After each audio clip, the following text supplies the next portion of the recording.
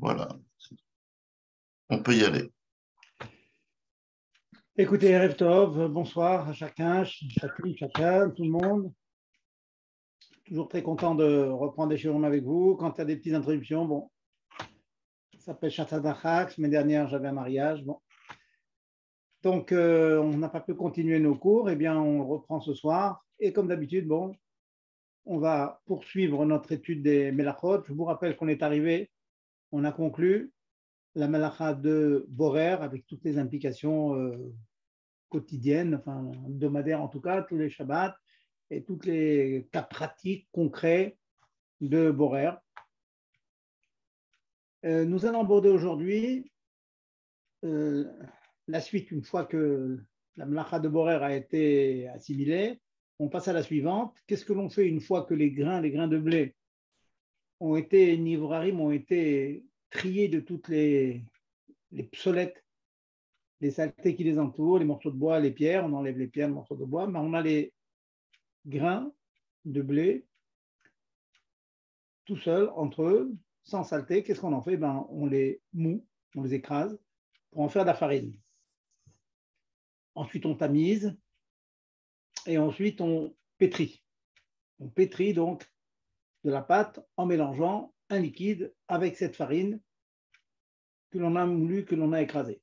Voilà donc les trois mélachot qui suivent, celle de Borer, celle de trier. Auparavant, comme d'habitude, on va dire quand même quelques mots de, comme on a l'habitude, de Chizouk.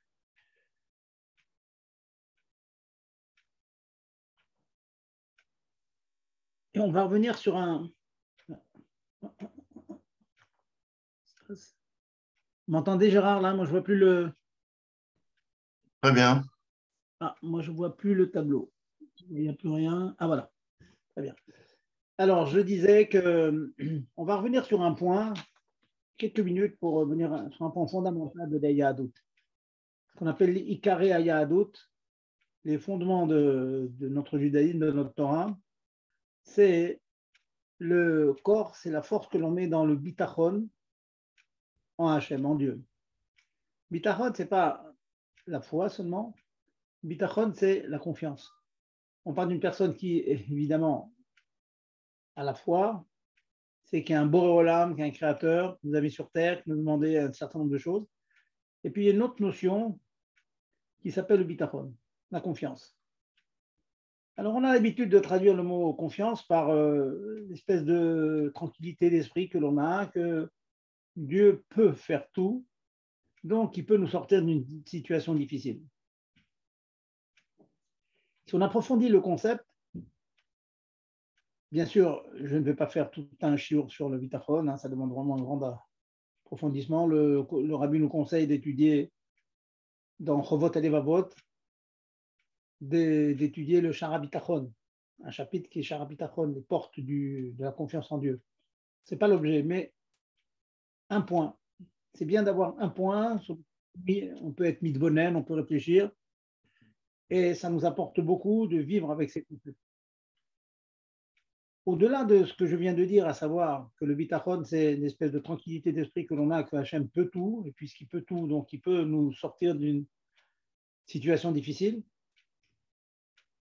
Le bitachon, c'est une force que l'on doit acquérir, elle n'est pas du tout facile à acquérir, de se convaincre profondément que Hachem va nous sauver.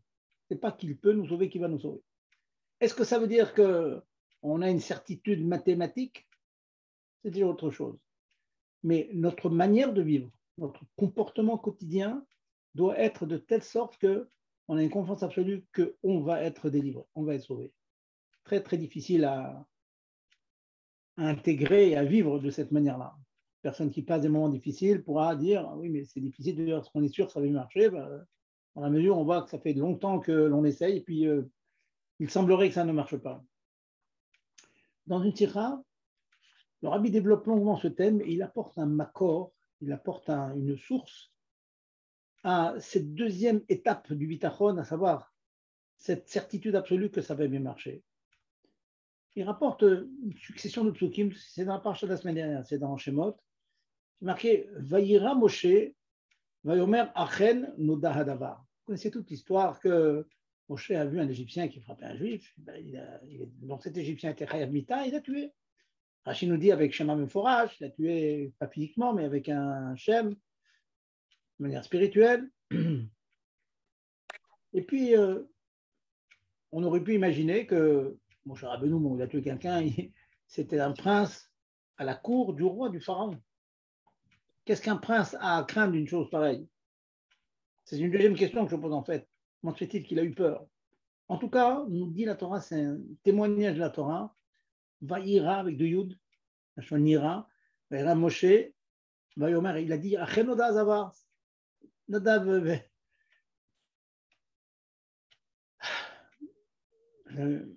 Abiram ont su, ils ont répété, donc la chose a été su, il a eu peur.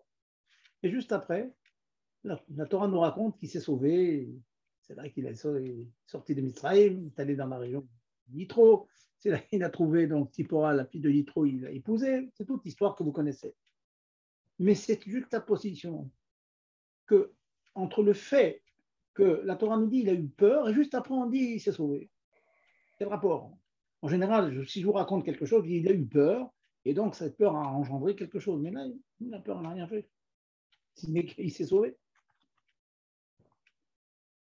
Eh bien, il s'est sauvé précisément parce que le pharaon avait emmené des hommes pour le poursuivre, pour le faire juger.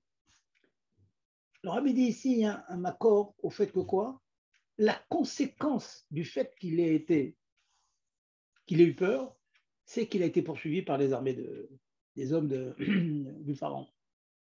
Ça veut dire, donc, apprendre ici que s'il n'avait pas eu peur, s'il avait une confiance absolue, bon, il est clair que qui sommes-nous pour porter des jugements sur les Havot et sur les grands, sur les Tzadikim, sur Moshe Rabbeinu, mais la Torah nous permet, à notre petit niveau, d'apprendre des comportements des grands. Le raisonnement est simple. La Torah nous dit, il a eu peur, il a été poursuivi, et là, il s'est sauvé.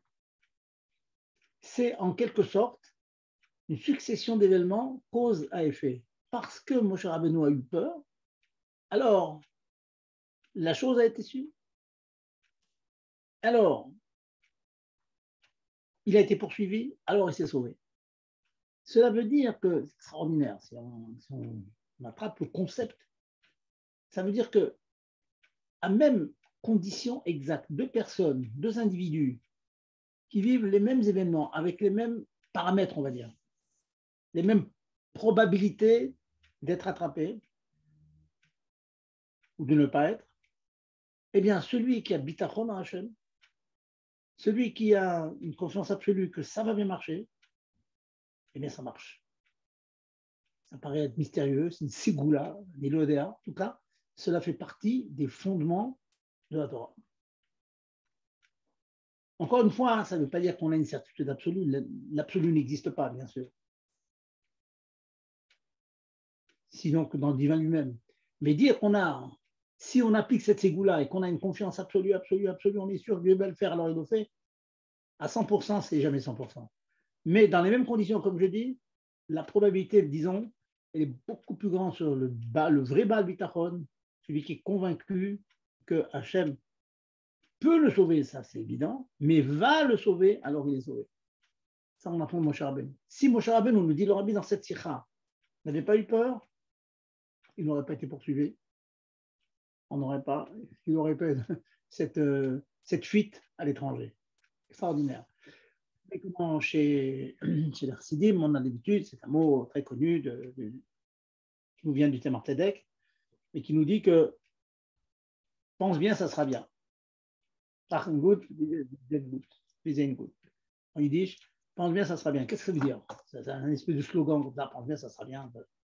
C'est bien de répéter tout le temps cette phrase. Pense bien, dis que la chose va bien finir. Pas qu'elle peut bien finir. Sûr qu'elle peut bien finir. Ça, c'est sûr. Mais qu'elle va bien finir, c'est moins sûr. Et bien, plus tu es convaincu, plus tu travailles toi-même, il faut bien comprendre, c'est une aboda limite que chacun doit faire. Penser au fond de soi que Hachem, il est mashguer sur nous. Il n'est ni tzavalav, Hachem est toujours devant nous et qu'on a une confiance absolue qu'il peut et donc qu'il va nous sauver, alors il nous sauve. À l'image, si je peux dire, d'un bébé, d'un petit enfant auprès de sa maman. La maman, elle sait qu'elle va trouver une solution. Il n'y a pas de quoi manger, elle va trouver la solution. Le bébé, il est tranquille. Sa maman va lui trouver quelque chose. Et peut-être que la maman n'aura pas le bitachon qu'elle-même va trouver de la nourriture pour elle-même, mais elle est sûre qu'elle va trouver quelque chose pour son bébé. Elle fera tout ce qu'il faut, tout le reste, elle y arrivera. Il y aura la Yeshua. Parce que la maman, c'est pas possible qu'elle laisse son enfant sans manger. Donc, elle trouvera la solution. Ça, c'est le lien du bitachon. Plus tu es convaincu, plus tu arrives. Voilà ce que nous apprend donc ce passouk d'Avaïra, donc, etc. Et le rabbi finit de manière très, très belle. Et de quoi que Chachamenu, ils nous ont dit, nous enseigner, chez Bisrout, Bitronenu, BHM, le mérite, c'est ça qu'il faut comprendre. Plus tu as bitachon, donc tu fais une mitzvah, donc la récompense de la mitzvah, la récompense dans les mitzvahs, bon, beaucoup de discussions là-dessus, mais cette mitzvah du bitachon, la récompense, c'est que ça marche bien. Parce que je crois que ça marche bien, parce que je suis convaincu, deuxième étape, je suis convaincu que ça marche bien, et plus c'est vrai, plus la chose elle est amitite, elle est vraie dans mon cœur, dans mon cerveau. Hachem fait que, comme j'ai dit tout à l'heure, à même condition, même paramètre de Yeshua dans deux personnes, le sroud de celui qui a plus de bitachon fera que lui, ça va bien sortir, mieux que le deuxième qui a moins de bitachon. Ordinaire. Le sroud du bitachon, comprenez bien, le mérite de la mitzvah de bitachon fait que la chose se passe bien. Pense bien et ça sera bien. Et plus tu penses bien, ça veut dire plus tu es convaincu que ça va bien marcher, bien ça va marcher. Je finis donc. Bitronenu shelanu be'Hashem, yigal otanu michol yisurim. À Ovim qui nous viennent à nous. Veyavi otanu le geoula shlem. Et le rabbi finit comme il en a l'habitude, que plus on a le bitachon, plus on est convaincu que Mashiach peut venir et va venir, pas peut venir. Et plus on vit avec cela, plus on sent qu'il est là, on sent qu'il peut se dévoiler et plus il se dévoilera. Mais ce mot que je viens de vous dire, c'est un mot qui change la vie, il faut bien comprendre. C'est un mot qui change la vie du juif. Ça change la vie parce qu'on peut passer des moments difficiles, mais ayant le bitachon, que Hachem est à côté de nous, qui ne nous laisse pas, on n'est pas seul. On a comme un père bienveillant, une maman bienveillante, des amis bienveillants qui sont là pour nous. Hachem, c'est la perfection de la bienveillance. Et donc, vivre comme ça, eh bien, on est heureux. On est heureux. C'est difficile, encore une fois, une personne qui a un caractère, je connais des personnes avec qui je parle qui ont un caractère plutôt angoissé, plutôt pas porté vers le bitachon. Ils connaissent le concept de manière intellectuelle, mais le vivre, c'est beaucoup plus difficile pour eux. Dans cette mesure, il y a un travail à faire, s'habituer toute sa vie à penser que non, c'est bien, ça va être bien, c'est pas tout de suite, mais ça va être... Et vivant toujours comme ça, avec cette espèce de, je ne veux pas dire espoir, parce que le mot espoir, ça a quelqu'un qui vit dans ses rêves, il espère, mais c'est plus qu'un espoir. Parler, ça va arriver. Pense bien et ça sera bien. Voilà, vivez avec ça. Reprenez la Sichab, reprenez la paracha de Satan Vaïra, il a peur, et hop, il a eu peur, et donc il s'est sauvé. Et donc il est poursuivi par les Amépharaons. Sans peur, il n'aurait pas eu cette chose-là. Extraordinaire. On peut faire le cheshbon de sa vie. Combien de fois ça n'a pas marché, président, parce qu'on avait tellement peur que ça marche mal, que ça n'a pas bien marché. Voilà. Je ne suis pas en train de faire de la psychanalyse ni de la psychologie. Je suis en train de vous dire des Mahamar Chazal, des sikhot développés, de ce concept-là de vivre avec le bitachon. Et je répète, comme j'ai dit tout à l'heure, si vous avez l'occasion d'avoir Chovot Alevavot, c'est un livre qu'il faut avoir. Il existe en traduction, il a été écrit en arabe à la base, au Moyen-Âge, mais il a été ensuite traduit en hébreu, mais dans un hébreu difficile, et maintenant il a été retraduit, si on peut dire, en hébreu moderne. Vous le trouverez en commerce. Et faites Shara Bitachon, on vit avec Hachem, on vit avec cette confiance, et qui fait que, bon, Hachem, eh bien, disons le mot, on vit heureux. On vit heureux. Alors revenons maintenant. Revenons à notre Torah, l'attachement à Hachem par le Yichud, fameux Yichud Nifla dont parle le Tanya dans Perek He, l'union absolue avec Dieu, où Dieu nous entoure et nous entourons Dieu, hein, les deux, Yichud Nifla, on comprend quelque chose, donc on assimile la Chokhmat Hashem qui est dans la Torah, et de l'autre côté, comme on est dedans, on est plongé dedans, et bien on est entouré par ce hors de Hashem. Donc, on entoure Hashem, Hashem nous entoure, c'est ce qu'on appelle, ce que le Tanya appelle l'Ichud Nifla. N'oublions pas, n'oublions jamais cette chose-là. On n'est pas assis devant un problème de physique ou de géographie ou d'histoire. On est devant Torah Hashem, c'est-à-dire on est devant Hashem, Hashem nous entoure et nous entourons Hashem. N'oublions jamais cette chose-là. On essaye, j'essaie moi-même, quand je commence à étudier dans la journée, en début de journée, même au milieu de journée, on essaie de se rappeler qu'on étudie Torah Hashem et pas une science, pas une connaissance. On étudie la Chokhmat Hashem et Kedushat Hashem. Donc revenons aux Mlachot. Je vous disais que dans les Mlachot, la suite logique de Borer, de trier, c'est, comme je dis, c'est Tochen. Tochen, c'est broyer, c'est moudre. C'est une mlacha, autant qu'ils m'en souviennent, que nous avons déjà étudié. Mais, comme je dis souvent, en betamidrash belochidush, il n'y a pas un betamidrash sans des nouveautés, donc on dit toujours des nouveautés. Et donc, avant les nouveautés, on va dire le classique. La mlacha de Tochen, c'est tout simplement prendre un élément et le pulvériser. On va voir quel est le guérir, combien. Mais le sens simple, c'est pulvériser, prendre un grain de céréales et puis l'écraser, en faire de la farine. Ça, c'est le sens pshat, pachout de Tochen.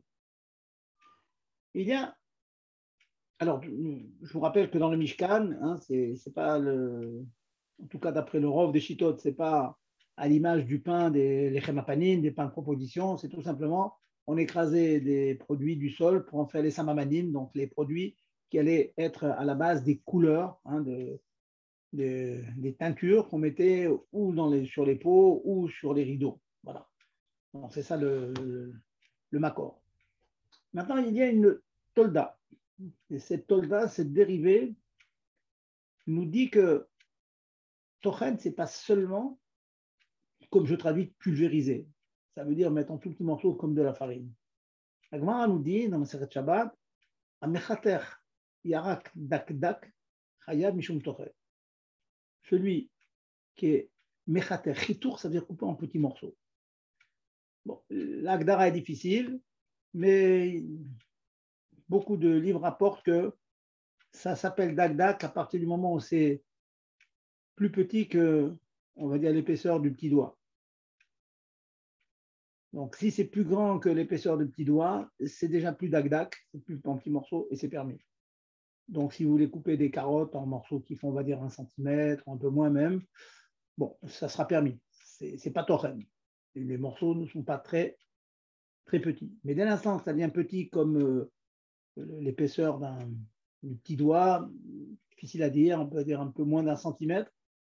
Hein, en tout cas, 1 centimètre, c'est évident que ce n'est pas Tochen. Donc, Tochen, encore une fois, c'est pulvérisé, c'est écrasé moudre, c'est moudre, on appelle moudre. Et puis, c'est coupé en petits morceaux. Donc, on va voir, couper du persil, couper de l'ail, des oignons en petits morceaux comme ça pour assaisonner ces salades. Nous rentrons dans l'interdiction de Tochen, de moudre. Voilà donc le klal de Tochen. Maintenant, dans cette melacha de Tochen, il y a un certain nombre de principes qui ne sont pas valables dans les autres melachot, mais qui sont valables dans Tochen, dans certaines autres, mais pas dans toutes les melachot, qu'on va voir. Tochen, nous disons la chose suivante, de manière générale, il y a des exceptions, on va voir. On dit que, premier klal, avant les exemples, quoi, Tochen est vrai, Minatora en tout cas, que dans les guides ou les karkas. Premier klal. Donc, notez bien ce point-là, que l'interdiction de Tochen s'applique dans tous les éléments qui poussent dans la terre. Donc, on a parlé des injures des céréales, des fruits. Vous prenez un kiwi, vous coupez le kiwi en tout petits morceaux, c'est Tochen. Vous coupez de l'ail, des oignons en petits morceaux, c'est Tochen. C'est guidou les carcasses, ça pousse de la terre. cherchez, ou même tous les exemples de Guitou des Cartes qu'on peut avoir. Des pommes de terre. On écrase des pommes de terre, écraser des pommes de terre, donc on fait des petits morceaux comme ça, purée de pommes de terre, c'est interdit à cause de Torah. On va voir tout à l'heure qu'il y a des exceptions, mais disons les clalims pour l'instant. Mais quand je vous dis c'est Guidou des Carcas, il faut s'interroger qu'est-ce qui n'est pas Guidou des Carcas et donc sur lequel il n'y aura pas l'interdiction de Torah. Et la réponse, en général, il y en a 4. Il y a 4 éléments que nous avons souvent à la maison et qui ne sont pas Guidou des Carcas, qui sont, premièrement, les œufs. Les œufs, la poule, c'est pas de la terre. De la viande, du poisson, le thon, vous voulez le thon par exemple, ou du fromage. Voilà les 4 éléments habituels, classiques, qui ne poussent pas de la terre, donc sur lesquels il n'y a pas Issour Tochen. Donc, vous voulez faire du fromage râpé, vous avez le droit de râper du fromage, tout à fait permis. Un petit bémol quand même à cette permission. Dans tous les cas où je vous dirais qu'il est permis de faire Tochen, pour telle ou telle raison, en l'occurrence ici parce que les éléments ne sont pas guidou les carcas, ne poussent pas de la terre, ça ne sera permis que de manière habituelle, avec un couteau, une fourchette, etc. Mais nous n'utilisons pas le keli amiyuchadekar, la râpe ou tout autre ustensile dont la fonction c'est de râper. Pourquoi? Pour une raison qui s'appelle Uvdin Dechol. Uvdin Dechol, ça veut dire que c'est un maasé de chol. Ça rappelle la malacha, d'utiliser une râpe, etc. On dit même quand c'est permis de râper en soi, hein, ou d'être tochen en soi, ça sera interdit de le faire avec un ustensile qui est réservé à cela. Mais si vous n'utilisez pas l'ustensile, vous utilisez tout simplement la fourchette, vous voulez écraser un œuf, tout simplement, prenez la fourchette. Normalement, comment est-ce qu'on écrase un œuf un jour de chol? Eh bien, vous prenez les dents de la fourchette, vous écrasez. Cette chose est permise pendant Shabbat. Fromage, vous coupez du fromage en tout petits morceaux, tout petit, c'est permis. Vous voulez écraser le fromage, il n'y a pas de problème. Vous voulez faire de la viande hachée. Hein, vous avez de la viande qui a déjà été cuite, disons. Puis les enfants, ils aiment bien hacher. Donc, vous pouvez hacher la viande. Encore une fois, pas avec le hachoir, mais avec 2 couteaux, bien aiguisés, vous coupez la viande en petits morceaux. Pareil. Façon pareil, vous voulez faire du thon écrasé. Il y a un kidouche, je vais avoir du thon. On sort le thon de la boîte et on veut avoir du thon écrasé, faire des boules de thon, etc. Pour l'instant, je ne parle pas de thon mayonnaise, mélange avec mayonnaise, parce que mélanger avec la mayonnaise et on remue tout cela pour faire un mélange des deux, on va rentrer dans l'interdiction de lâche. Lâche veut dire pétrir. Je ne parle pas de ça. Je parle, pour l'instant, écraser le thon et servir le thon écrasé, tout simplement. Ou bien notre poisson de votre choix, de votre goût, que vous voulez écraser, ça, on a le droit de le faire. Voilà, donc retenez bien, hein, c'est dans les clalim. Clal numéro 1, principe numéro 1, toute chose qui ne pousse pas de la terre, on a le droit de l'écraser. Sachez que lorsqu'on fait la sougia Beyoun, on voit que le klal n'est pas si vrai dans tous les cas, certes. Mais en tout cas, dans les cas concrets que je vous expose ce soir, c'est absolument vrai. Voyez, bon, donc on va garder ces choses-là, on ne va pas compliquer les choses. Deuxième principe de la mlacha de Tochen, la mlacha de Moudre, eh bien, deuxième principe, c'est que, contrairement à l'immense majorité des autres melachot, qui sont interdits, quelle que soit la manière dont on applique, dont on réalise cette mlacha. Allumer un feu, par exemple. Vous allumez un feu, interdit d'allumer un feu. Si vous le faites avec une chinouille par rapport à l'habitude, d'une manière inhabituelle, c'est interdit. Si on cuit quelque chose, on va imaginer qu'on cuise quelque chose d'une manière inhabituelle. Alors, au feu, bien sûr, mais d'une manière inhabituelle. Ou vous allumez, vous appuyez sur l'interrupteur avec le coude. Inhabituel. C'est interdit. Au moins midera banane. Si on porte dans la rue, on porte dans la rue de manière inhabituelle. Par exemple, porter quelque chose sous le chapeau pour un homme, ou bien sous les aisselles, ou bien dans une chaussette. Je vais porter mes papiers d'identité dans mes chaussettes. Un chinouille, c'est interdit, midrabanan. Interdit. Bon, il y a des cas de permission, on a eu l'occasion d'en parler pour des malades et tout, certes, mais de manière générale, il faut bien se mettre dans la tête que quand la Torah interdit quelque chose, même si de manière générale, le faire de manière inhabituelle, chez l'Okedarko, la Torah n'interdit pas, la Torah n'interdit que quand on fait la melacha kedarka, selon son habitude, mais les chachem l'interdisent. Eh bien, ce principe présente des exceptions. Eh bien, l'exception que nous avons, c'est précisément dans la melacha de Tochen. Pour diverses raisons, parce qu'en général, quand on fait avec un chinouille, le résultat n'est pas aussi bon que de manière normale. Quoi qu'il en soit, faire Tochen avec un chinouille, une manière inhabituelle de le faire, ça devient permis. Prenons les quelques exemples que j'ai cités. Nous avons dit écraser un fruit, écraser des pommes de terre, écraser un légume quelconque, des carottes, interdit.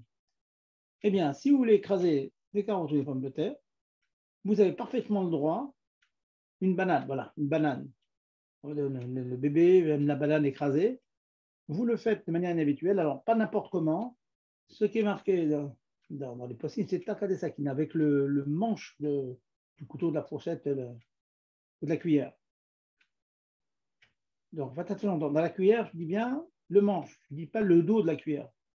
Le manche, vous attrapez la cuillère par l'endroit qui a l'habitude de prendre la soupe et vous écrasez avec le manche que vous tenez habituellement dans la main. Ou bien la fourchette, vous tenez les dents de la fourchette, vous écrasez avec le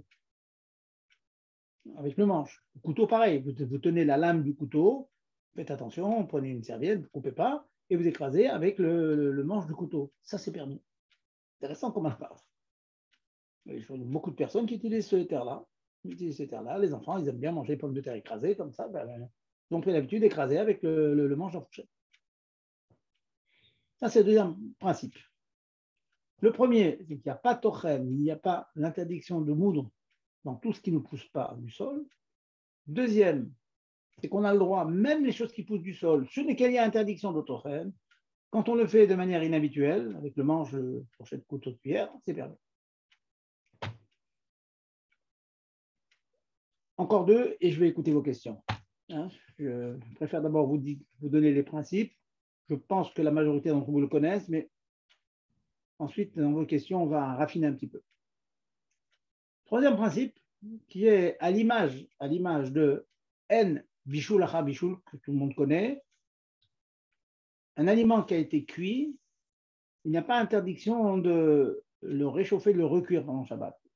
Bien sûr, il ne faut pas mettre sur le feu. Il y a beaucoup de conditions suspensives. Mais, pour un exemple très simple, vous avez un œuf qui est déjà cuit, il est au frigo, il est froid. Et vous avez un bouillon sur la table, pas sur le feu, sur la table. Un bouillon très très chaud sur la table, qu'on vient de prendre de la plata qui est bouillant. Vous pouvez prendre l'œuf qui est déjà cuit, bien sûr, mais qui est froid, glacé, vous le mettez dans le bouillon, c'est permis. Pourquoi? Parce que tout simplement, l'œuf a déjà été cuit, et le fait d'être trempé dans Keli Rishon, s'il était cru, il cuirait, et donc ça serait interdit minatora de mettre dans Keli Rishon.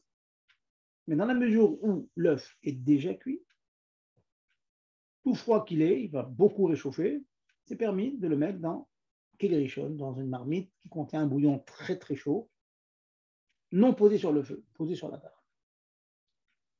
Voilà donc, ça c'est dans Bichoul. Eh bien, nous avons le même principe, bien que la svara, la logique n'est pas du tout la même. On dit en tochen achar tochen, en isur tochen achar tochen. Ça veut dire quoi? Je prends de la farine, je l'écrase, j'ai le droit de la réécraser, ça y est, elle est écrasée, qu'est-ce qu'il y a à faire? L'écraser, je peux toujours taper dessus, ça sera toujours écrasé.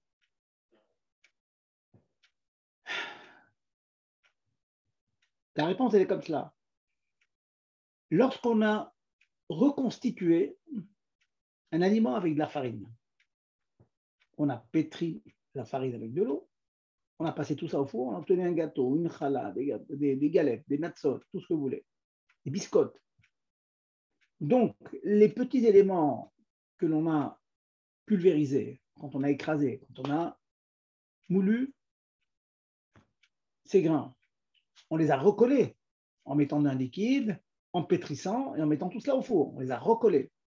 Mais ce sont des éléments qui ont déjà été pulvérisés, qu'on a recollés ensemble. Le fait qu'on les a recollés ensemble, donc c'est de l'occasion, si vous voulez, c'est pas un aliment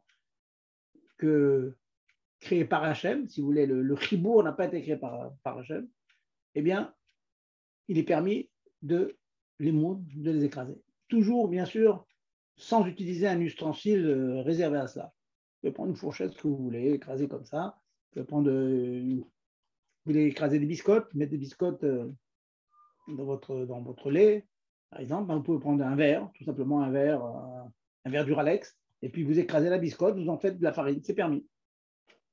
Dans la mesure où cette biscotte c'était déjà de la farine et qu'elle est reconstituée, refaçonnée, repassée au four, ça s'appelle En Tochen Hatochen. Donc, c'est tout à fait permis de prendre les matzot pendant Pessah.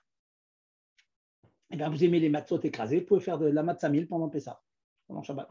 Permis. Voilà. Ça, c'est le troisième grand principe de Tochen. En Isur Tochen Hatochen. Et croyez-moi, ça sert. Hein, il y a beaucoup de gens qui aiment bien avoir de la farine comme ça, des gâteaux, ils mettent ça dans le. Sans rentrer dans le problème de bichou, déjà dans un café au lait froid ou tiède, on peut mettre donc du gâteau qu'on a écrasé, qu'on a émietté, tout ça c'est permis. On peut émietter quoi. On peut émietter quelque chose qui a déjà été reconstitué. Le quatrième principe qu'il est à utiliser avec beaucoup de prudence. Je vais vous le donner, mais personnellement, rarement je l'utilise, bien qu'il est amené dans les poskim, dans un rapport. Rapporté les poskim, il dit qu'il y en a qui sont srim, il dit Raoul, c'est bien d'être marmir, et à la fin il finit, mais le monde, Orlam noagim leakel, le monde il est mekil. Bon, alcool panim, les khatrila on évitera, bon, en cas de grand besoin, on pourra utiliser. C'est quoi ce quatrième éther, quatrième permission? C'est la permission que l'on a déjà vue dans la mlacha de Borer. Vous vous rappelez que Borer, il peut arriver parfois que l'acte que nous faisons peut être interprété comme un acte qui n'est pas un acte de borer, bien qu'on dans les faits on est en train d'être borer. Si l'acte que nous faisons maintenant rentre dans ce que l'on appelle derer achila, et je rappelle brièvement, derer achila, cela veut dire quand on répond aux trois conditions suivantes, beyad, miyad, ochel, mitoch obsolète, vous le faites beyad avec la main et pas un ustensile de main ou une fourchette couteau, mais pas avec un ustensile de borer comme l'épluche légumes, comme une passoire. Miyad, pour manger dans la demi-heure, tout de suite, ça veut dire dans la demi-heure, en gros. Et en prenant le bon du mauvais. Tout le monde sait que si on prend le bon du mauvais pour manger tout de suite, avec les mains ou la fourchette, c'est permis. Pourquoi? Parce que comme on le fait pour tout de suite, on n'est pas en train d'être boré, on est en train de manger. De la même manière, le Rashba, d'autres Rishonim disent que dans Tochen aussi, il peut arriver que j'ai une banane devant moi, je vais la manger sous forme écrasée. Je n'ai pas la kavana de faire la mlacha, d'obtenir de la farine, j'ai envie de le manger sous cette forme. Donc, juste avant de manger, je transforme la forme de cet aliment, je le broie, ça sera interprété comme une préparation à manger, ça s'appelle derech achila. Il y en a qui pensent comme si, le riva chocolat, il y en a qui font. En tout cas, cette marloquette est connue, et si on l'applique, si on est mekil, alors la vérité, ça sera toujours permis, quoi. Dans le des cas, quand on est en reine, c'est pour manger tout de suite. Les cas qui seraient interdits après ce éther-là, ça serait vraiment celui qui est tochel le matin à 8 h du matin pour manger sa purée de pommes de terre ou quelques heures après, ou au moins une demi-heure après. Et donc, si on le fait dans l'intention de le consommer tout de suite, ça serait permis. Bon. Donc, le quatrième éther, je le donne, comme je vous dis, prudemment. Je vous conseille de ne pas l'utiliser, utiliser les autres avec le chinouille, comme je vous dis, ou bien une tochen. Ou bien vous décravez que les choses qui ne sont pas guidou les carcas, mais guidou les carcas, les choses qui poussent de la terre, tous les cas que j'ai cités, la banane, la pomme de terre, les carottes, etc., etc., évitez de le faire de manière normale, sous prétexte que vous allez le manger tout de suite. Évitez. Voilà, je dis éviter. Bon, bien que demande à Kanye, Olam Noagim Lakel, le monde il est plutôt méquille dans ça. Le Khatrila, c'est mieux d'éviter de le faire. Voilà donc les 4 grands étérim, les grands principes klalim de Ilchot Tochen. Avant de passer aux applications pratiques, je vais d'abord écouter vos questions et à la suite de quoi je vais vous donner les cas concrets. En fait, dans les klalim, je vous ai pratiquement cité tous les cas du quotidien. Mais bon, on va donc écouter vos questions et continuer. Allez-y. Gérard, Bonsoir. allez-y. Lancez le débat. Bonsoir, madame. Je vous écoute. Bonsoir. Oui. Est-ce que j'ai entendu que, par exemple, un légume cuit, on avait le droit de faire tochen, d'écraser. Est-ce vrai? Alors, je vais vous dire la svara que vous dites. Il y a du vrai dans ce que vous dites. Alors, c'est une svara qui est marquée dans les post-kim. Le Rav Moshe Feinstein rapporte cette svara. L'idée est la chose suivante. En fait, ce qui permet, ça paraît très curieux, parce qu'on dit si toute chose qui est crue, qui est cuite, il n'y a pas tochen, c'est bizarre. Pourquoi ça? Quelle idée? Pourquoi ça ne serait pas tochen? Et finalement, je pulvérise. L'idée des grottes Moshe et de ceux qui se permettent, c'est la suivante. C'est que et d'ailleurs, je vais donc nuancer ce que vous venez de dire. Si la cuisson, c'est od mevouchal, de telle sorte que la cuisson a vraiment ramolli le légume en question, de telle sorte que à peine on appuie dessus, il commence à se disloquer en quelque sorte. Voyez? Dans ce cas-là, effectivement, ce éther existe. Il faut faire attention parce qu'il y a des carottes qui ont été cuites, mais il faut vraiment bien écraser pour en faire de la purée de carottes. Vous voyez ce que je veux dire? Dans ce cas-là, c'est très difficile de dire que parce qu'on les a cuites, alors il n'y a pas tochen. Mais si ce sont des choses qui sont effectivement devenues très très molles comme ça, et dès qu'on y touche, elles s'écrasent, effectivement, beaucoup de poskim pensent que c'est permis. Et je vais aller même plus loin dans cette idée, madame, c'est que même, disons, un légume, on va dire un avocat. Imaginez un avocat qui est très très mou. Quelquefois, on le laisse, il traîne à la maison.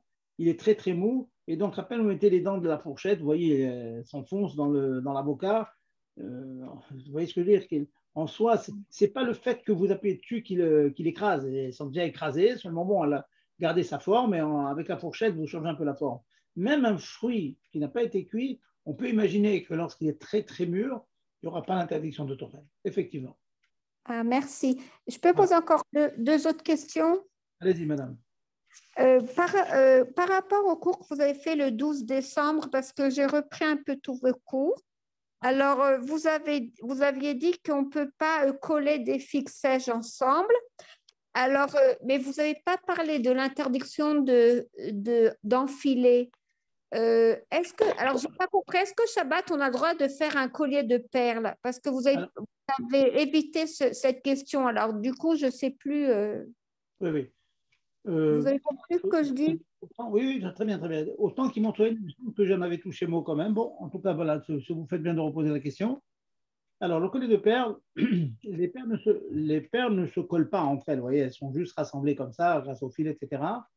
Donc, mais il n'en reste pas moins que de nombreux poskim me disent que les khatrila faire un collier comme ça, je ne parle pas des enfants qui jouent, hein, on peut les laisser jouer, les enfants, c'est pas grave, mais qu'un adulte fasse un collier de perles, imaginez qu'une femme ait un vrai collier de perles et que les perles s'en vont, elle attendra Motzei et Shabbat pour les remettre dans le collier, vous voyez?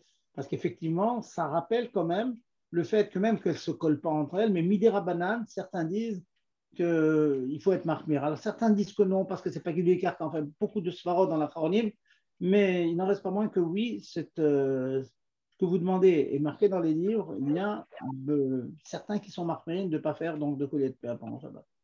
Et c'est quel mélacha? C'est bonnet ou c'est ma mère? C'est non, quoi? pas du tout. C'est pas du tout bonnet, madame. C'est ma mère. Pas du tout bonnet. Ah, d'accord. Et dernière question. Alors là, vous n'avez pas encore parlé de ça, mais ça m'est arrivé Shabbat. J'étais bien embêtée. Sur la couverture d'un enfant, d'un coup, on a vu un fil de toile d'araignée avec l'araignée qui pendait. Il a commencé à crier, il m'a dit enlève-moi ça. Alors, est-ce que j'ai le droit avec un bâton ou n'importe quoi de couper le fil de la toile? Je ne savais pas si je pouvais couper le fil ou pas. Et enlever l'araignée ou bien avec le fil? Oui, oui, c'est-à-dire que l'araignée, elle pendait au fil et le fil était collé à la couverture de Oui, oui. l'enfant. Vous aurez pu amener un ustensile quelconque, vous aurez pris l'araignée dans l'ustensile. En tirant l'araignée, ça aurait cassé le fil. Et ben après, vous jetez l'araignée à l'extérieur ou n'importe où. Oui, vous avez le droit de faire ça. Ah, mais je pouvais, avec un ustensile, couper le fil au lieu de m'occuper de l'araignée. Ah, et vous laissez l'araignée? Vous pensez que votre enfant, elle est plus terrorisée par le fil que par l'araignée? Ah, d'accord, ouais, j'ai compris. Bon, Enfin, on maintenant, pouvait faire. vraiment, bon, alors, je vais quand même répondre à votre question. Imaginons un cas comme ça, qui n'a pas d'araignée, qui a un fil comme ça, qui est collé Ouais, comme voilà. ça, et vous l'enlevez, oui, de toute façon, il n'est pas vraiment collé, vous savez très bien. Il n'est pas vraiment collé, il y a une adhésion comme ça. Mais Mais le casser, c'est bon? quand il n'y a pas de problème, ça c'est cassé, enlevé. Je ne sais pas si vous vous rappelez, madame, j'avais dit, j'étais allé plus loin, une affaire qui est très intéressante, c'est marqué En la guide les fiabaret. C'est que quand vous avez deux chaussettes, qu'on a le droit même comme ça de casser le fil pour séparer les chaussettes, si on ne peut pas les mettre. Vous vous souvenez de cette affaire? Ah oui, mais je m'appelle. Oui. Bon, on va revenir, de toute façon, on est en train de faire Khazara, on est en train de tout reprendre maintenant, on est arrivé à Tochrane, on reprend tout, mais le fait, étant donné, alors l'idée c'est quoi? L'idée c'est d'air qu'il coule. Quand on a quelque chose d'air qu'il coule, on a le droit de le faire quand il y a besoin. Ah, d'accord, merci. Merci. C'est clair? C'est clair. Bon, Oui, allez-y. Messieurs, dames, allez-y, posez vos questions. Dites-moi, est-ce que vous avez, oui, appris quelque chose aujourd'hui avec Tochrane ou bien ce sont des choses bien connues? Alva, et que tout le monde connaisse ça, mais bon, c'est bien déjà. Pas de questions, Gérard? Donc, oui, pour Pas de questions? le Tochrane, si j'ai bien Allez-y. compris, Ah, je ne vous entends pas, madame.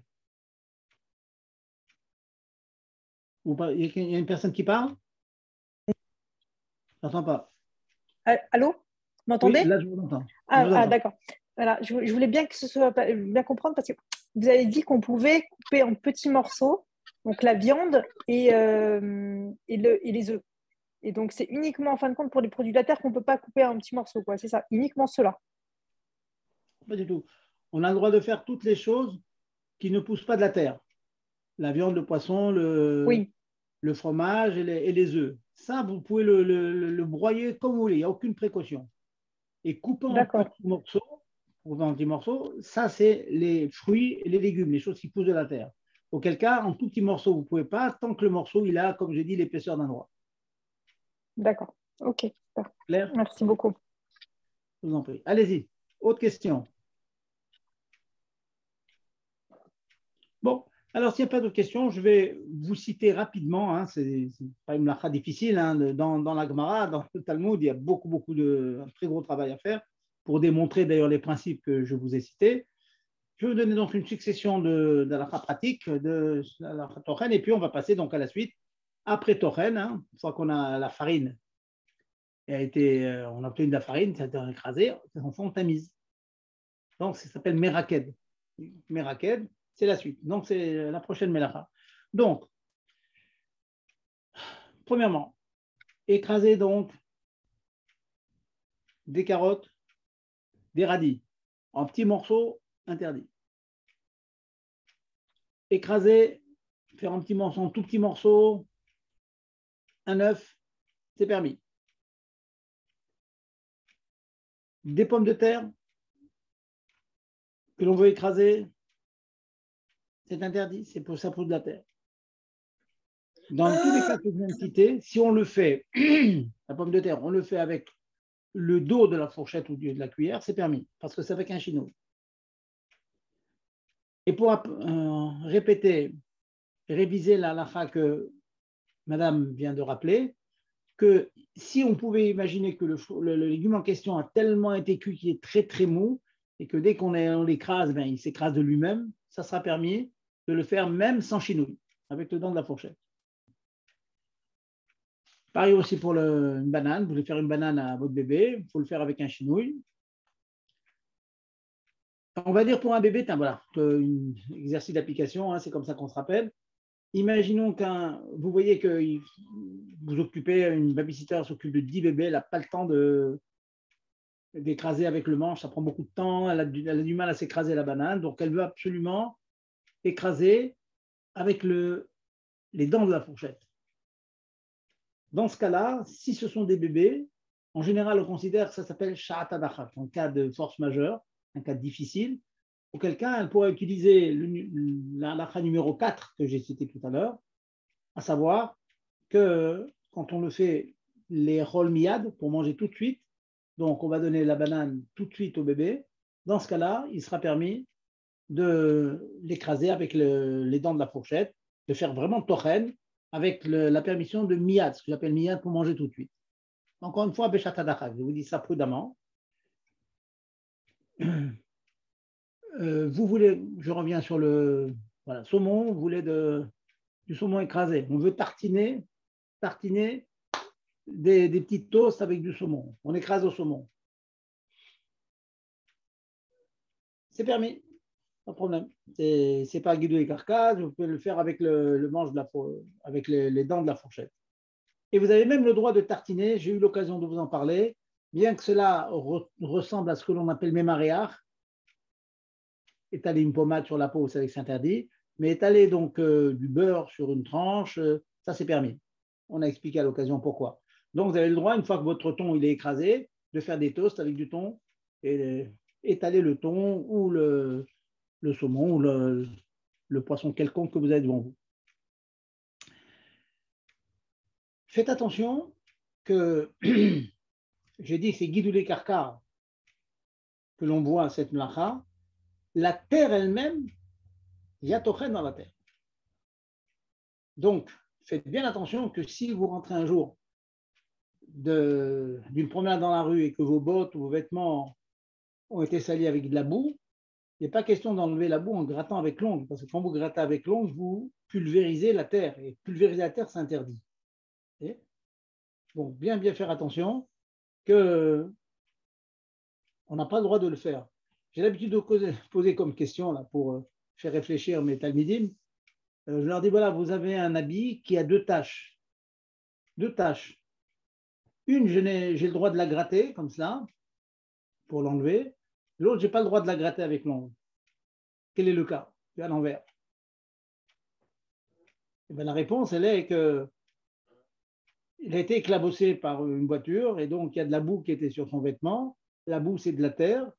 Quand ça a séché sur le vêtement, gratter la terre, eh bien, c'est tochen de la terre. Bien qu'il n'est pas intéressé par la question, mais ça sort au moins de banane. Par contre, il s'est taché avec une salade qui était à table. On avait fait, comme on a l'habitude, de l'aubergine écrasée. Et donc, il y a de l'aubergine écrasée sur son vêtement. L'aubergine écrasée, comme je viens de le dire, elle est écrasée. Puisqu'elle est déjà écrasée, le fait de frotter avec l'ongle, vous rentrez dans la permission de en tochen, ça a déjà été écrasé. Donc, même que ça a séché sur le vêtement, le fait de l'enlever comme ça, au moins la partie superficielle. S'il rentre à l'intérieur du vêtement, on verra dans la marcha de Melaben, de lessiver, que ça va être interdit. Mais s'il ne fait qu'enlever la partie superficielle, ceci est permis. Et donc, deux tâches, la boue, c'est interdit, la salade de légumes écrasés, c'est permis parce que en tochen, c'est exercice histoire de nous faire réfléchir. Maintenant, il ne faut pas oublier la boue, la boue, faites attention à la boue. Donc, enlever de manière générale, enlever la boue de soi-même, il faut réfléchir comment l'enlever si on s'est sali, mais en tout cas, pensez bien à l'interdiction de Torah. On va conclure donc cette melacha avec une xéra qui nous paraît très lointaine, surtout de nos jours, très très lointaine, et que les chachamim nous ont imposée à cause de l'interdiction de Torah.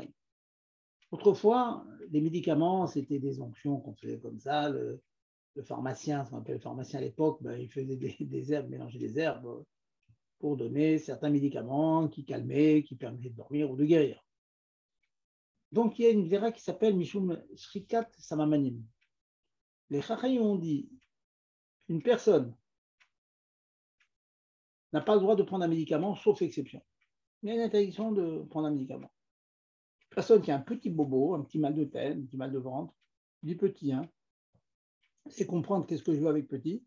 On n'a pas le droit de prendre un Doliprane, un aspirine. Très fort, hein, cette chose-là. Je me dis pourquoi je peux prendre un sirop. Une personne dit une personne qui va prendre des antibiotiques parce qu'il est contaminé par un microbe quelconque, et puis il peut prendre un sirop. Le sirop, ça ne sert à rien en général. Le sirop, c'est pas ça qui guérit, juste ça permet de ne pas avoir la gorge trop sèche. Ça, en principe, on ne peut pas le prendre, ça ne sert à pas grand-chose. De manière générale, quelqu'un qui a ce qu'on appelle un mirouche béalma, une petite douleur comme ça, il n'a pas le droit. Quel est le cas où il est permis de prendre un médicament? Le cas où il est permis de prendre un médicament est le cas d'une personne qui s'appelle Cholé chez Enbo Sakana. Aïnou, qu'est-ce que ça veut dire chez Enbo Sakana? Parce qu'il est clair qu'on ne parle pas de sakana. S'il y a danger, tout est permis, bien sûr, comme vous le savez. Cholé chez Enbo Sakana, ça veut dire une personne qui est cholé pour salité en général. Les mots, c'est nafal et mishkal. Il est allongé. Une maladie où on s'allonge en général. En général, même si des personnes ne s'allongent jamais parce qu'ils ont un teva, une nature comme ça de jamais s'allonger, malgré tout, cette maladie, on peut imaginer quelqu'un qui est grippé, bon, en général, il s'alite un jour, 2 jours, il est très faible, etc., il a besoin de s'aliter. Une maladie quelconque où on est obligé de s'aliter, là, on peut prendre des médicaments.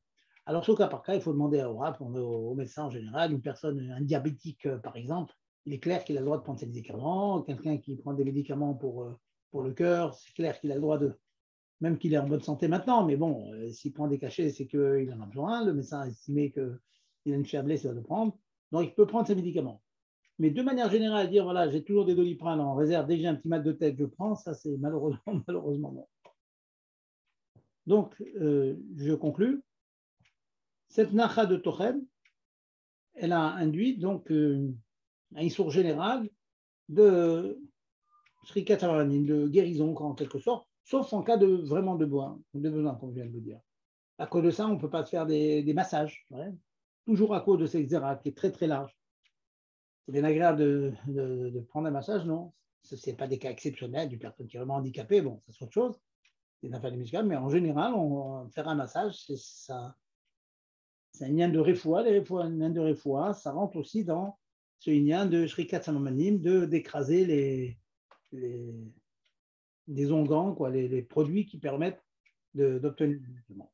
Voilà, nous avons bouclé donc la mlacha très rapidement, bien sûr, la mlacha de Tochen.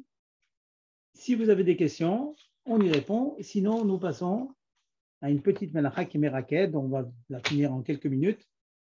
Allons-y, j'écoute vos questions. Bonsoir Rav. Bonsoir. Merci. Je voulais savoir, vous avez parlé des massages, mais un massage sans huile, on aurait le droit ou... Des massages, pardon? Vous avez parlé pendant un massage Oui. avec les huiles, que c'était interdit, mais un massage sans huile sur la peau ou sur un vêtement. Je n'ai jamais parlé d'huile, excusez-moi. J'ai pas compris, Je excusez-moi. n'ai jamais parlé d'huile. Faire un massage, c'est un lien de refoua. Ah, d'accord, d'accord, ok. Oui, parce que ça rentre dans la xéra de refoua. Avec l'huile, il y a peut-être un problème de mémoire. Je ne rentre pas du tout. D'accord, ok, j'ai cru comprendre qu'il y avait une différence. D'accord, donc c'est interdit les massages. D'accord. Voilà. Autre Merci, question? Allez-y. Est-ce qu'au Shabbat, on a le droit de préparer une bouillotte, de mettre de l'eau chaude dans une bouillotte et de l'utiliser? Alors, si vous la mettez, vous préparez une bouillotte pour le mettre sur le ventre de quelqu'un qui a des problèmes d'intestin, vous rentrez dans le problème de la xéra en question dont on parle. Mais si vous mettez une bouillotte pour le mettre dans le lit parce que la chambre est glaciale et vous voulez chauffer le lit, il n'y a pas d'interdiction. Ça dépend si vous l'utilisez dans un but de refoua ou stam pour chauffer. D'accord. Et si c'est pas refoua, mais c'est pour détendre? Oui, détendre, c'est... Ça rentre dans la catégorie? Oui, absolument. C'est une question de détente et tout. C'est comme chauffer.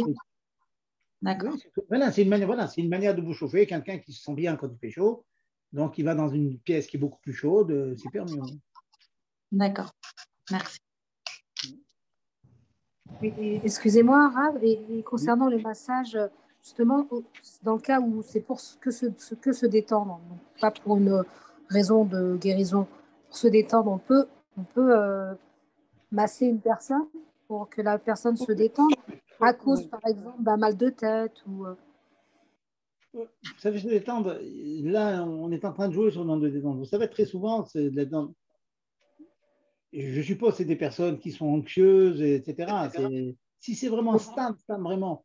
Je vous donne un exemple, par exemple, faire du sport pendant que c'est une détente, eh bien, ça rentre dans l'exercice. En général, on le fait pour des raisons de santé, vous voyez, en général, quoi. Oui. Donc là, il faut faire attention, là, c'est très DAC, la nuance est très, très fine dans votre question. Oui. En général, pour se détendre, c'est une personne qui a besoin de ça. Hein. En général, on vend des salles spéciales pour ça. C'est des gens qui ont besoin. Souvent, c'est conseillé par le médecin de faire des massages pour se détendre. Une personne qui est très nerveuse, des enfants qui sont très nerveux comme ça. Donc, ils font ce genre de traitement. Donc, ça touche beaucoup la réfoua. Mais si on imagine qu'une personne qui fait ça vraiment, il se connaît lui-même, il dit ça lui fait du bien et tout, effectivement, ça sera permis. Ah, ce sera permis dans le cas où ça nous fait simplement du bien. D'accord. Ouais. Ok, merci beaucoup. Bonsoir. Bravo. Bonsoir. Autre question? C'est bon? Bon, écoute, alors je vais finir avec, rapidement avec la Macha de Meraked. On va gagner, là on a commencé un peu tard. Quelques minutes, hein, je ne retiens pas plus longtemps. Meraked, donc on a dit, c'est tamiser. Tamiser la farine, c'est pour obtenir la farine un peu plus grossière, la farine moins grossière, la fine fleur de farine. Avec un tamis, c'est interdit. Bon. Comment ça rentre dans notre quotidien, ça? Comment dans notre vie shabbatique, on peut être amené à tamiser? Ben, c'est tout simple. Imaginez par exemple que vous ayez donc dans le vin, il y a de la lie de vin. Il y a des gens qui ne supportent pas les lies de vin, c'est espèce de produit qui en font, donc ils vont utiliser une passoire. Il est clair que ça, c'est interdit. Une personne, vous voyez qu'il y a il y a un produit quelconque, du sel par exemple, vous voyez du sel, où il y a des petits animaux dedans. Donc, vous le tamisez pour un code des animaux. C'est interdit, bien sûr. Pendant Shabbat. Encore un exemple qui peut paraître étonnant. Il arrive parfois que on est dans une boîte de sucre, il y a un peu d'humidité qui est rentrée, donc il y a le sucre qui s'est coagulé, donc il y a des gros morceaux et des tout petits morceaux. Donc le fait de tamiser pour récupérer le sucre qui est bien presque liquide et le séparer des grumeaux de sucre, c'est problématique, c'est tamisé.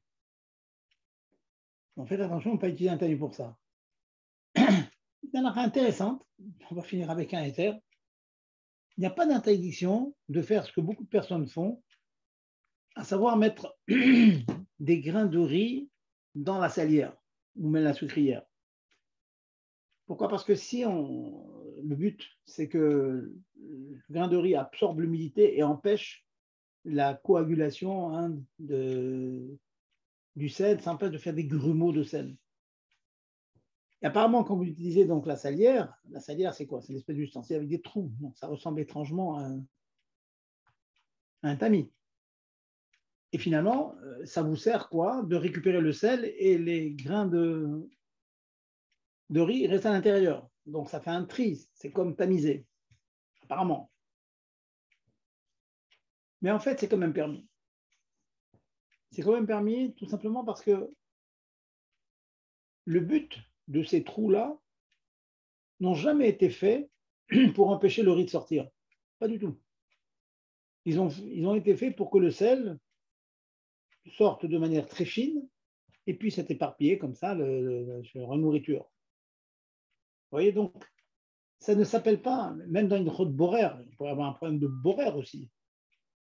Boraire, je suis en train d'utiliser un ustensile, même que je prends le sel, je prends le bon du mauvais, mais c'est comme un ustensile. Mais en fait, ce n'est pas un ustensile de boraire. C'est vraiment un ustensile pour que le sel puisse être dispatché comme ça sur la nourriture.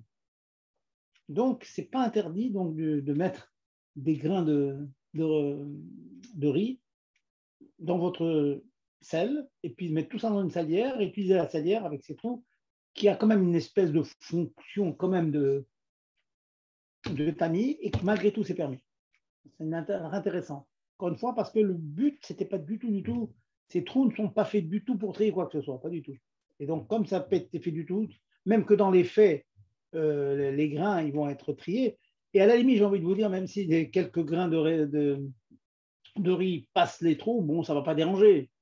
Vous voyez, la salia n'est pas faite pour récupérer le sel, permettre de saler quelque chose et de garder ces grains de riz, pas du tout. Donc, puisque ce n'est pas fait pour ça, donc c'est permis. Voilà, on conclut donc la melacha de tamiser, et donc, Bezat Hashem. Rav, j'ai une question sur tamiser, s'il vous plaît. Comment vous expliquez que c'est permis de mettre au fond de l'évier comme une petite grille, c'est-à-dire une grille supplémentaire par rapport à la grille de l'évier? Alors, allez plus loin, madame, posez la question même dans Borer. C'est comme un ustensile de Borer. Ça permet à l'eau de passer et ça garde des saletés pour ne pas boucher le siphon. Donc, c'est aussi Borer. Oui. Eh bien, vous avez la même réponse dans Borer. Les poskim disent que une des raisons très simples, c'est que tout ce que l'on jette, il y a plusieurs raisons, mais la première, tout ce que l'on jette, c'est des obsolètes. Donc, ce n'est pas un tri de horaires d'obsolètes, de bons et de mauvais. C'est tout du obsolète et c'est une manière de ne pas boucher. Donc, séparer un petit peu l'obsolète pour ne pas boucher le siphon, mais tout va à la poubelle. Donc, ça n'a rien à voir avec Borer ou avec tout. C'est comme si je tamise quelque chose qui, de toute façon, va être jeté. Vous voyez? Ah, super. D'accord, merci. C'est ça l'idée. Il y en a d'autres, mais c'est ça l'idée essentielle qui fait qu'on a le droit de rajouter ces petites choses au fond de l'évier. Voilà. Donc, merci, Habib. Merci beaucoup. Voilà, la semaine prochaine, donc, programme, Bezat Hashem, la melacha de l'âche, donc pétrir, on va apprendre à pétrir. Ça veut dire le thon qu'on a pu écraser, on veut ajouter de la mayonnaise et faire de thon mayonnaise, ainsi de suite, tout ce qu'on fait avec la nourriture et l'huile et la mayonnaise. Alors, bonne soirée. Bonne soirée. Révisez tout ça, répétez ça autour de vous. Merci beaucoup. Merci beaucoup. Merci. Bonne soirée.